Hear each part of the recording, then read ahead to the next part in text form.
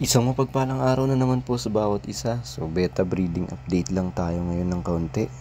At ito na nga yung ating mga fry. Simula na sila mag pre-swim. Pero yung iba na nasa lapag pa, ay okay naman. Yung iba naman nasa halaman. At yung iba kaya nang umibabaw. Naglagay nga rin pala muna ako ng aerator or air pump para kahit papano tumaas yung survival rate nila. At ngayon nga ang unang feeding nila. At ang ipapakain natin sa kanila ngayon ay egg yolk lang na hinalo natin dito sa tubig. Tapos patak-patak lang yan mga kaibigan. Kapag naparami kasi at hindi nila nakain ay pwedeng makapollute ito sa tubig na pwede pang makapatay sa ating mga fry. Napakasensitibo kasi ng mga ganitong edad.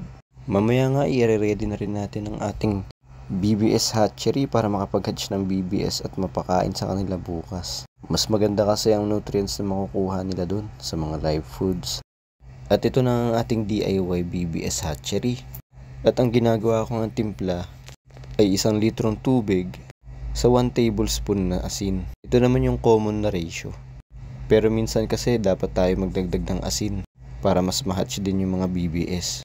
Minsan kasi pag kulang hindi sila na-hatch.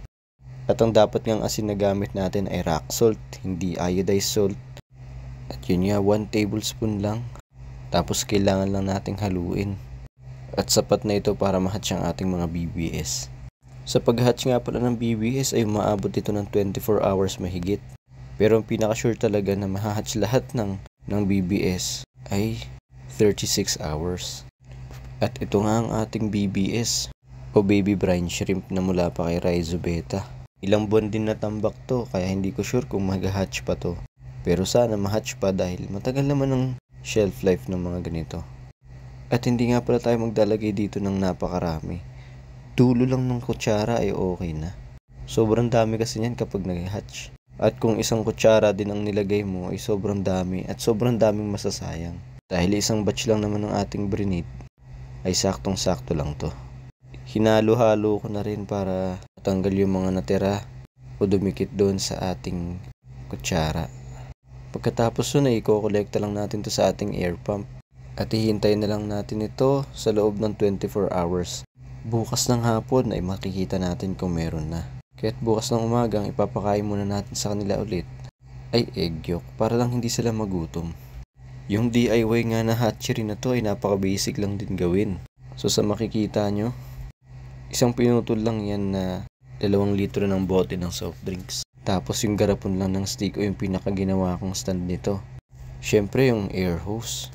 Tapos yung takip niya pinalitan lang natin na pwedeng pagsuksukan ng ating mga hose. Pero pwede rin namang gamitin yung pinakatakip nito at bubutasan lang. Sa susunod ituturo ko kung paano gawin. At ngayon nga may update na naman tayo sa kanila. Inalis ko na nga yung air pump dyan. At makikita natin na halos lahat sila ay nasa ibabaw na.